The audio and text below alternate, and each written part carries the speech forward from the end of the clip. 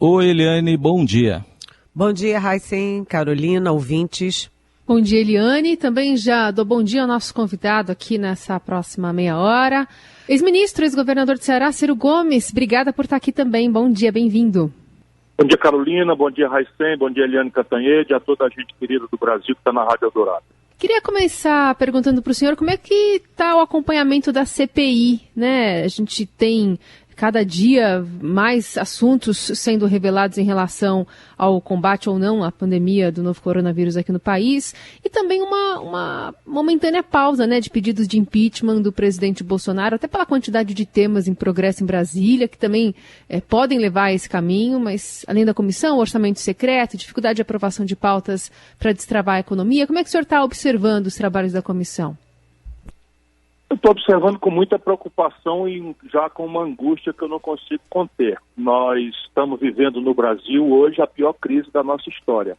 Eu não tenho nenhum exagero nesse argumento, eu tenho uma vivência na vida pública brasileira, uma experiência que é muito rara de ser encontrado, mais de 40 anos já de atividade. Eu nunca testemunhei um encontro tão trágico de uma crise social, não é, que faz com que mais da metade da população brasileira esteja hoje ou empurrada para a informalidade, ou abertamente desempregada, ou no desalento.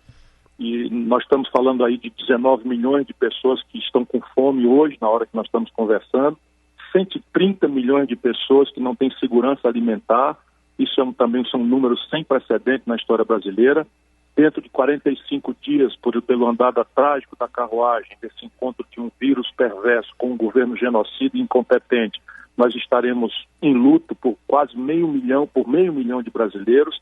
Sob o ponto de vista econômico, nós temos uma tragédia, não é? Sob o ponto de vista das contas públicas, nunca vi números tão assustadores. Ele tem uma retórica aí de orçamento de guerra, orçamento não sei de quê, mas no caixa da União, o buraco é de quase R$1 trilhão nos últimos 12 meses, e a dívida pública caminha aceleradamente para, pela primeira vez na história, arredondar em 100% do PIB. De maneira que há um encontro de uma crise sanitária, uma crise social e econômica e uma crise de credibilidade internacional. O Brasil foi feito um pária internacional, que me fazem ficar muito preocupado com a sorte do nosso povo. Candidato, a força do hábito de chamar o senhor de candidato, daqui a pouco a gente vai voltar a esse assunto. Daqui a pouco vamos entrar nesse assunto. A Globo inventou isso, a concorrente de vocês, a Globo inventou isso, a gente tem nome, pode me chamar de Ciro. Bom. Ciro, eu queria perguntar o seguinte, eu vou falar de um outro nome aqui, qual a responsabilidade, na sua visão, de Jair Bolsonaro nesse quadro todo? Ela é dolosa e culposa. Vamos dizer, dolosa para nós que somos profissionais do direito é aquilo que você persegue criminosamente, caso pensado. E não há a menor dúvida que o Bolsonaro, quando chama uma pandemia, que o mundo todo anunciava como a pior pandemia depois da Guerra Espanhola, que aconteceu ali na sequência da Primeira Guerra Mundial, e o Bolsonaro aqui dizia para a população que era uma mera gripezinha, indo na televisão dizer que ele, como compleição física de atleta, seria cometido de uma mera gripezinha, quando ele prescreve remédios sem retaguarda científica e sem habilitação para isso. Ele comete o crime mencionado no Código Penal de charlatanismo, né? Quando ele promove aglomerações, inclusive concitando a população a constranger as liberdades públicas, a constranger a imprensa, constranger os órgãos do poder do Estado brasileiro, o Judiciário, o Congresso Nacional, ele comete crimes de responsabilidade de caso pensado, ou seja, ele é um criminoso dolosamente. Agora, sob o ponto de vista culposo, é aquela culpa que a pessoa tem pelo cargo que está e por agir ou com imperícia ou com imprudência ou negligência. Qualquer pessoa, se não for um radical que esteja fanatizado, vai perceber claramente que o Bolsonaro não assume as suas responsabilidades. Veja, eu estava falando da conta pública. Se o buraco na conta pública é desse tamanho, não há nenhuma providência sequer imaginada, muito menos proposta para a gente botar defeito, ajudar a construir, criticar, propor alternativa, que conserte as contas do Brasil. Se você tem uma questão internacional em que os insumos da vacina, que é nossa mais dramática urgência, nós só vamos encerrar essa agonia do nosso povo vacinando em massa, nós só vamos atingir a imunidade coletiva, a imunidade que eles chamam de rebanho, quando nós chegamos aí a 60%, 70% da vacinação. E o Bolsonaro insulta pessoalmente a sua família, os seus auxiliares, os maiores fornecedores de insumos, no caso a China, que botou o dedo no suspiro, não carimba o papel e pronto, o Brasil está sem matéria-prima, o Butantan vai parar de vacinar e eu, que tenho 63 anos, já tinha tomado a primeira dose e fiquei sem a segunda dose marcada. Isso são coisas concretas, a responsabilidade é do senhor Jair Messias Bolsonaro. Parte lúcida e criminosamente cometida por ele e parte por absoluta incompetência e incapacidade completa de liderar o país. Oi, governador Ciro Gomes, muito bem-vindo. Muito bom ter o senhor aqui nessa manhã da nossa Rádio Eldorado. É Eliane? Eliane Cantanhede, de Brasília. Bom dia, como vai você? Tudo bem. Governador, ontem o Fábio Weingarten, que era da SECOM, que estava dentro do Palácio do Planalto, muito próximo do poder, ele mentiu seguidamente na CPI. Foi uma sucessão de mentiras óbvias, assim, ululantes, como a gente dizia. E a lei diz que testemunhas são obrigadas a falar a verdade sob pena de serem presas em flagrante.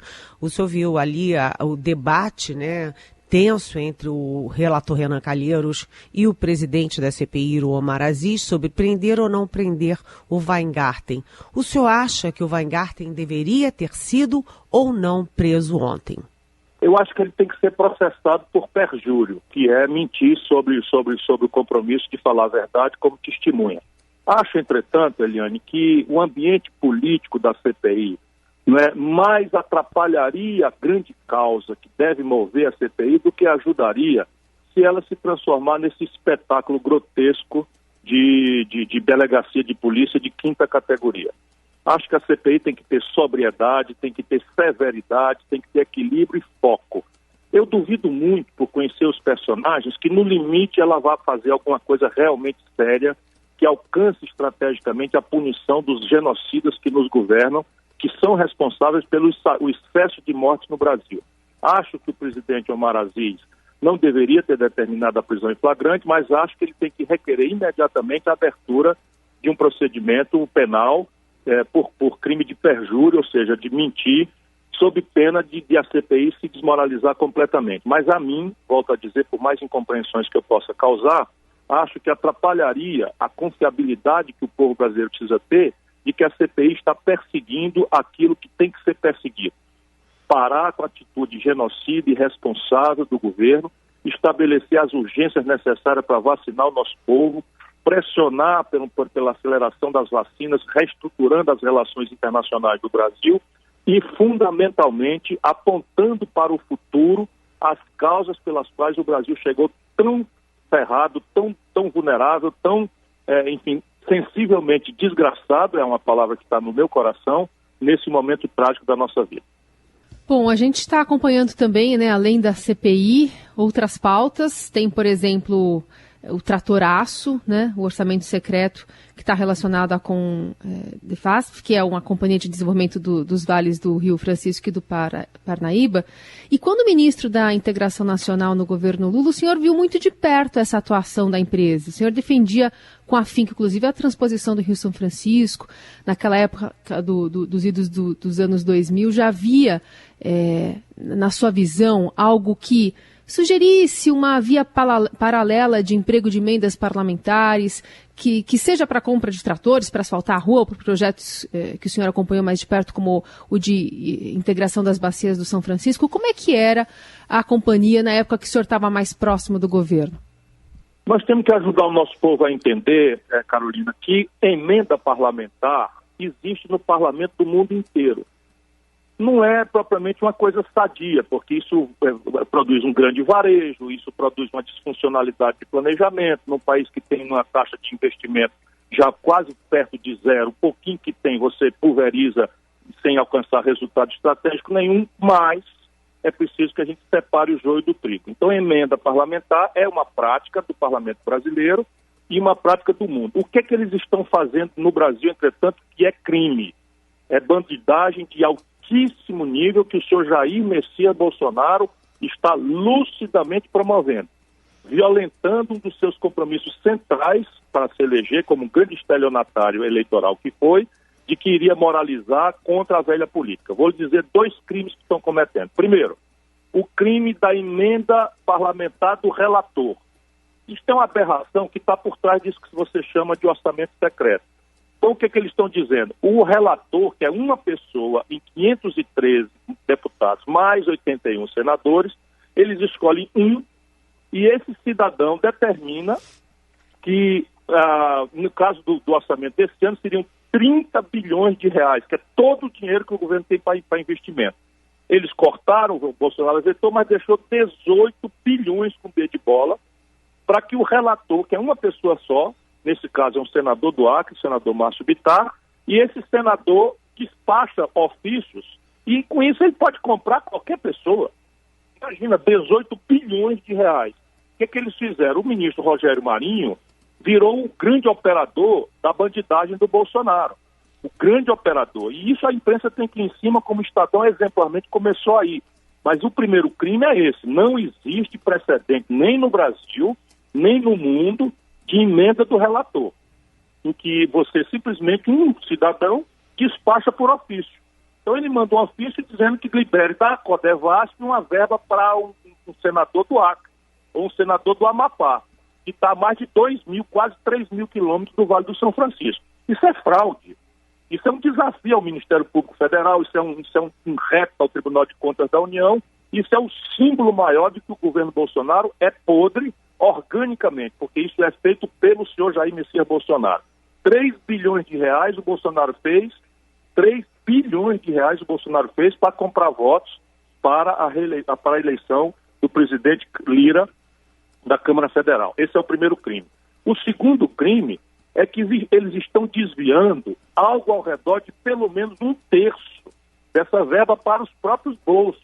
Isso também é muito simples para a imprensa severa, como tem a tradição do Grupo Estado de São Paulo, né, de procurar. Aí a gente separa o joio do trigo, porque um deputado fazer uma emenda está de bom tamanho, embora seja essa distorção num país que não tem investimento, você pulverizar com pontinha de rua para cá, pontinha de asfalto para colar, quando o povo está precisando de vacina, de saúde, de educação, de combate à violência de forma equilibrada e não com esses espetáculos de violência que saciam o medo da impunidade e o terror da violência que inferniza a vida do nosso povo no Brasil.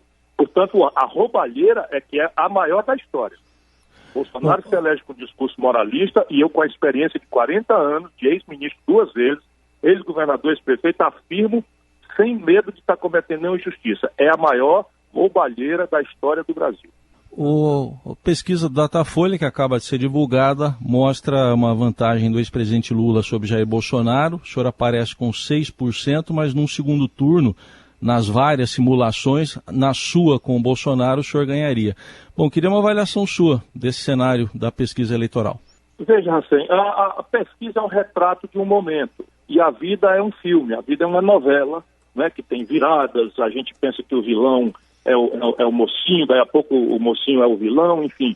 E isso, para quem tem a experiência que eu tenho, tem que ser olhado com esse critério. Então você tem um momento da vida brasileira que é absolutamente natural. Primeiro, a excitação pré-eleitoral absolutamente exótica, na medida que nós temos, falta um ano para que os primeiros atos oficiais de uma campanha sejam praticadas. O que é que eu quero dizer na prática?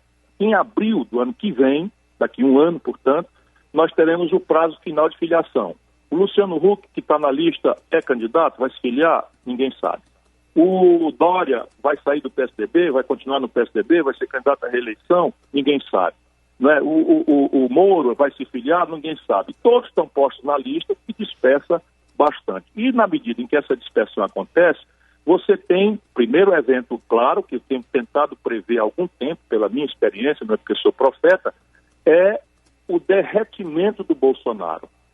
Percebe? Finalmente chega no meio do povo, do nosso povo mais simples, mais sofrido, a compreensão de que o Bolsonaro enganou a sociedade brasileira, prometendo combate à corrupção, sendo um grande corrupto e líder de corrupção, prometendo, né, uma nova política e sendo o representante da maior velhacaria clientelista, atrasada, de suborno, de centrão, etc., etc., com os filhos envolvidos em ladroeira, corrompendo as esposas, prometendo uma mudança econômica que acaba levando o Brasil à pior crise da história, em um único ano 4,1% de queda, e você tem, por exemplo, que outros países não tiveram isso, né? E suspendendo o socorro emergencial, tendo uma atitude absolutamente irresponsável, incompetente, genocida, assassina em relação à pandemia. Tudo isso finalmente está chegando, né, na alma do nosso sofrido povo brasileiro. E no imaginário do povo brasileiro, o anti-Bolsonaro é o Lula. Por que esse negócio acendeu tão gravemente? É porque 5 anos depois, né, com todo o respeito que a gente deve ter pela institucionalidade, mas francamente não dá para elogiar que só 5 anos depois o Supremo Tribunal Federal Brasileiro, por sua maioria, descobre que o Fórum de Curitiba estava errado. E o Lula, que é um espertalhão, diz logo para o povo que foi absolvido. Ele não foi absolvido de nada. Apenas o tribunal achou esse expediente, 5 anos depois, de dizer que o processo estava correndo no lugar errado e que agora tem que ser anulado e voltar para correr tudo do começo e tal. Mas acendeu a luz. Todo mundo se organiza, todo mundo faz pesquisa. Uma pesquisa dessa custa quase R$1 milhão para fazer no Brasil. Quem está por trás disso pagando? Não interessa. O fato é que o mais irrelevante nesse momento é que na fotografia que nós estamos assistindo, o Bolsonaro derreteu. E não é de todo improvável que ele fique fora do segundo turno. Eu vou fazer isso, vou lutar por isso, e tenho segurança, sem qualquer tipo de soberba, com toda humildade, que aquele candidato que está melhor posicionado para dar ao povo brasileiro uma alternativa a essa polarização odienta, vazia, e que causou a tragédia que nós estamos vivendo no Brasil de lado a lado, somos nós. Usei aqui o plural majestade, porque eu não costumo usar, sou eu. Governador, concordo plenamente na questão do Bolsonaro. O Bolsonaro derreteu nessa pesquisa Datafolha, ele caiu para 23% no primeiro turno e a rejeição disparou para 54%, ou seja, a pesquisa é devastadora para o Bolsonaro. Mas, de qualquer jeito, a pesquisa também vai confirmando que essa alternativa, essa busca pelo candidato de centro, né, várias frentes nessa busca desenfreada, não está dando certo. E isso reflete diretamente na sua posição. O senhor tem grande visibilidade, o senhor foi ministro mais de uma vez, aliás, de uma pasta importantíssima da economia, né, a Fazenda. O senhor foi governador, o senhor já foi candidato a presidente várias vezes, inclusive na última eleição, e apesar disso está patinando no 4º lugar com 6%. O senhor ainda acredita na possibilidade de uma alternativa de centro, de uma confluência ali para um nome forte que surja? E surgir do quê? O que pode alavancar uma alternativa assim? Eu estou muito seguro, e volto a dizer, não é por desejo, não é por qualquer tipo de profecia, porque eu sou muito experiente. Eu estou muito, muito, muito seguro de que a maioria relativa do povo brasileiro vai buscar uma candidatura que não é de centro. Isso nós, políticos, jornalistas, acabamos tentando classificar essas coisas. O nosso povo não se movimenta por esse tipo de coisa. O valor que vai ser buscado de forma absolutamente clara é o valor de alguém que seja capaz de encerrar essa crônica de polarização vazia e odienta, uma alimentando a outra. Nós vamos assistir agora, aliás. O que vai acontecer? O Bolsonaro derretendo, ele vai fazer um primeiro movimento que é radicalizar naquela retórica antipetista, moralista, e vai relembrar o povo brasileiro todas as razões que fizeram com que o povo brasileiro desse a ele um boçal, um deputado inútil de 28 anos, corrupto, a essa posição de ganhar a eleição no Brasil com quase 58 milhões de votos. Então ele vai fazer isso. O povo brasileiro vai assistir, ele lembrar toda a esculhambação, as fotografias da roubalheira do Gedel, a labelação premiada do Palocci, isso tudo é verdade, percebe? E está muito amortecida porque o ódio novo substitui a lembrança desagradável antiga. Mas na economia, a Dilma derrubou a economia brasileira 7%, e ela foi imposta ao Brasil pelo Lula. A Dilma quebrou o país, do ponto de vista fiscal, com renúncias fiscais absolutamente alopradas. Tudo isso vai ser lembrado nesse longo ano que nos separa do começo do processo eleitoral. E do lado de cá, o que vai acontecer? O Lula vai proteger o Bolsonaro, porque o Bolsonaro é a garantia de uma polarização vazia que faz o povo esquecer de tudo e votar nele apenas numa lembrança difusa de um tempo místico, que é mentira, inclusive, em que o consumismo O de curto prazo, né, foi um momento, enfim, razoável para a vida do povo brasileiro, não há a menor dúvida, mas que depois cobrou o seu preço. O desemprego era 4 milhões, quando a Dilma, imposta pelo Lula, assumiu, virou 11 milhões de pessoas. Tudo isso está na lembrança. O crédito farto e generoso virou inadimplência de 63 milhões de pessoas, entre os quais 6 milhões de jovens que estão com o nome sujo no SPC no começo da vida devendo fiéis. Tudo isso vem para a discussão. E essa discussão azeda, mal cheirosa, não é o que o povo brasileiro precisa. Por isso que eu tenho segurança de que uma outra proposta que seja capaz de reconhecer as coisas boas de lado a lado, mas propor uma ação de futuro para o país, é essa que será vitoriosa. E se eu serei o único intérprete disso? Não. Mas aquele que tem posicionamento mais antigo, mais coerente, com partido organizado, né, com capacidade de dialogar para a direita e para a esquerda, quem tem revelado isso somos nós. Além de ter um projeto, que é a grande resposta. Derrotado o Bolsonaro, o que é que nós vamos botar no lugar dessa terra arrasada? Como é que nós vamos gerar emprego? Retomar o desenvolvimento há 10 anos perdido. O povo brasileiro está sentindo na pele o fato que faz 10 anos que o Brasil não cresce. 0 crescimento médio nos últimos 10 anos. 6 anos de PT. 6 anos de paralisia do PT. Mais 2 do Temer, mais 2 do Bolsonaro. É isso que a gente quer de volta como solução para a tragédia do Bolsonaro? Eu acho que não.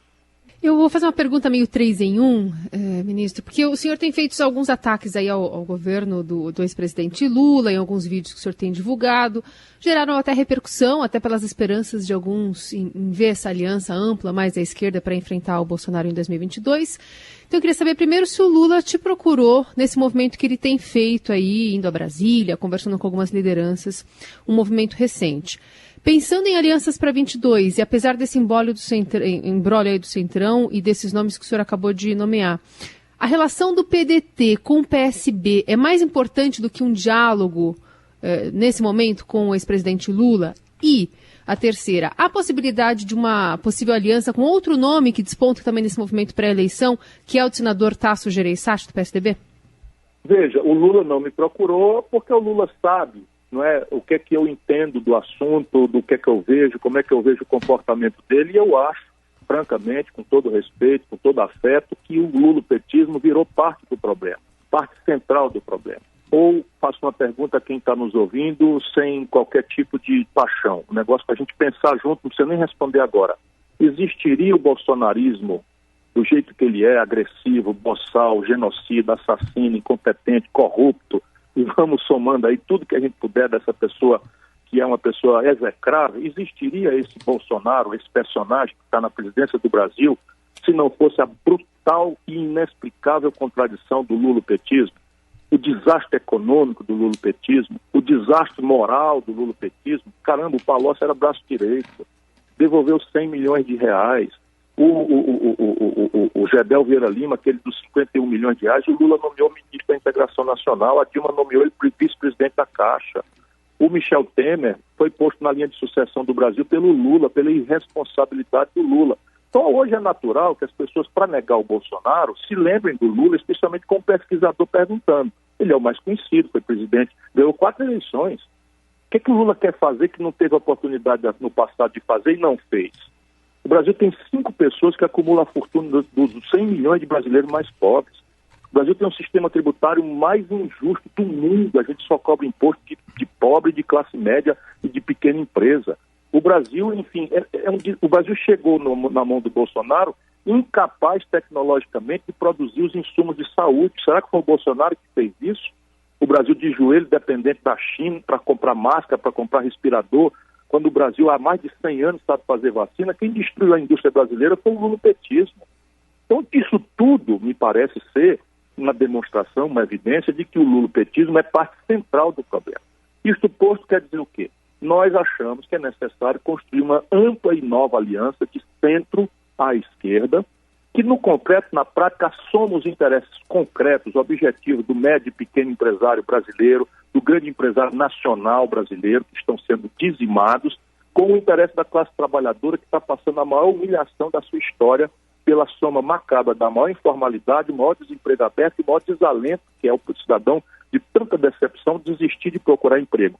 Com uma precarização em que o povo brasileiro está sendo obrigado a correr nas ruas das grandes cidades com um caixote nas costas para ganhar R$5, sem nenhuma proteção, nem hoje, nem no futuro, quando a velhice chegar. Então, veja, essa aliança de centro-esquerda, considerando o lulopetismo parte central do problema, vai para o PSD, para o PV, para a Rede e para o PDT, que somos os partidos que, sendo do campo mais progressista, mais ao centro-esquerda, não somos petistas e compreendemos a contradição profunda e insuperável e envelhecida, não se renova em nada. Caramba, o Lula fez uma viagem a Brasília agora, deu a evidência para todos nós. Ele foi confraternizar com o Sarney, com o Eunício Oliveira, com essa turma toda, com o Renan Calheiros, e é isso que nós queremos de volta para o Brasil, não foi isso que produziu o Bolsonaro? Eu vou tentar mostrar isso com toda humildade, e a população é inteligente. Quando a gente tiver condição de equilíbrio no debate, o povo vai ver isso. Então, essa aliança para nós é a preferencial. Entretanto, terceiro ponto da sua pergunta, nós achamos que isso é pouco. Então, eu estou conversando aberta e transparentemente com o DEM, né? E estou conversando aberta e transparentemente com o PSD. O DEM, nós fizemos, por exemplo, aliança e ganhamos a eleição no primeiro turno em Salvador. O PDT indicou a vice do DEM, do presidente ACM Neto do DEM. E em Belo Horizonte nós apoiamos o Calil no primeiro turno. E estamos acompanhando a movimentação do Eduardo Paes e do Maia, né, no Rio de Janeiro, que estão admitindo ir para o DEM e para o PSD. Então nós estamos trabalhando à luz do dia com esse conjunto de relações e em cima de um projeto concreto que tem equipe e tem nomes. Agora entrou o professor Paulo Rabelo de Castro, tem o professor Mauro Benevides Filho, o professor Nelson Marconi, como líderes de uma equipe de mais de 600 pessoas que estão pensando desde as questões de segurança até as questões de sustentabilidade ambiental. E PSDB e Tasso Gereissati? O PSDB, você sabe que está dividido. Com esse lado do Tasso Gereissati, é uma conversa aberta, franca, fraterna e respeitosa. Pelo Tasso, eu tenho mais do que respeito, eu tenho admiração, afeto e uma imensa amizade de mais de 40 anos. Portanto, para mim, ele faz parte da solução. O senhor já disse, inclusive acabou de dizer aqui, que não teria dificuldade em apoiar um nome que, enfim, unisse toda uma força para renovar a política, para se contrapor a esses extremos. O senhor abriria a mão da sua candidatura em favor do Tasso? Olha, ninguém pode dizer que abre mão de uma candidatura que não existe, mas que está anunciada pelo partido. Ela não me pertence. Agora, qual é a minha posição nesse assunto? Eu acho que o mais grave, inadiável, urgente, é colocar o que é que tem clareza a tarefa do nosso povo em 2022. São duas, não é só uma como o Lula quer. São duas tarefas, cada qual mais grave. Uma que nós estamos já ganhando, encerrar o bolsonarismo, tirar o Bolsonaro, né, excluí-lo da vida republicana brasileira, porque é um fascista, é um antidemocrático, é um nazista, é um incompetente, é um corrupto, tudo que a gente não quer para a vida brasileira. Ponto. Essa é a primeira tarefa. Mas a segunda, mais grave ainda, pensando nos desempregados, pensando na informalidade, pensando no desmonte da educação, estão fechando as universidades federais. Tem 3 bilhões de reais para emenda comprar deputado, 18 bilhões de reais de emenda do relator, que é uma aberração jamais vista, nem na corrupta política brasileira, e vão deixar fechar o FRJ, vão deixar fechar as universidades federais, agora em junho, por falta de orçamentação, no momento em que a ciência e a tecnologia são desesperadamente a condição sine qua, ou seja, que tem ou não tendo, não vai ter progresso, não vai ter solução para emprego, para trabalho, você não pode deixar de pensar que a segunda tarefa é propor um projeto novo para o Brasil. Aí nessa conversa mole de nova política, isso não existe. Política é a boa política ou a política ruim. Né? E experiência sempre foi um requisito que toda nação pediu dos seus estadistas. Só no Brasil que a gente está cogitando botar estagiário para administrar um país no olho do furacão de uma tragédia. Se aparecer esse projeto e esse projeto responder com concretude às questões que nós precisamos propor para resolver o problema brasileiro, a minha candidatura deve sumir, não tem razão nenhuma para eu me impor. Entretanto, o único candidato, o único partido que tem uma proposta, está escrita num livro, chama O Próximo Passo, uma alternativa prática ao neoliberalismo, foi escrito em 95, eu estou recuperando esse livro, porque o Biden agora está fazendo coisas que a gente já dizia lá atrás que eram imperativas de uma economia política de fato eficaz. Aliás, os americanos nunca abandonaram essa política, apenas fizeram uma retórica diferente. E agora tem um livro novo, Projeto Nacional, O Dever da Esperança, que está nas livrarias. Ali eu dou a cara para bater. eu digo quais são as metas, quais são os objetivos, quanto custa, de onde vem o dinheiro, qual é o conflito político inerente a cobrar, não é mais dos ricos, que não querem nem ouvir falar na minha proposta por isso. E dou exemplos. Só o Brasil não cobra imposto sobre lucros e dividendos. O sistema financeiro acabou de, num trimestre, distribuir 19 bilhões e 300 milhões de reais de lucros e dividendos sem pagar um centavo de imposto de renda na pessoa física. Só no Brasil não se cobra isso. Quando o ministro está fazendo, eu cobrei. Só para vocês perceberem, o Fernando Henrique revogou e o Lula manteve revogado. Qual é a explicação para isso, se só o Brasil não cobra esse tributo? Muito bem, a gente passou do nosso tempo e agradecemos demais a conversa aqui com o Ciro Gomes, ex-ministro, ex-governador do Ceará, nesse espaço aqui dedicado à análise política no Jornal Eldorado. Muito obrigada por conversar conosco, Ciro. Até a próxima. Muito obrigada, Obrigado, governador. Carolina. Obrigado, Carolina, Eliane, se cuidem, Raicen, se cuidem também. Um forte abraço a toda a gente brasileira. Vamos fazer força e está funcionando. Derrotar o Bolsonaro já é a primeira missão que nós estamos conseguindo. Não conseguimos ainda, é preciso continuar lutando. Mas discutir o futuro do Brasil e acabar com essa história de acreditar que a volta ao passado é a solução para o futuro do Brasil.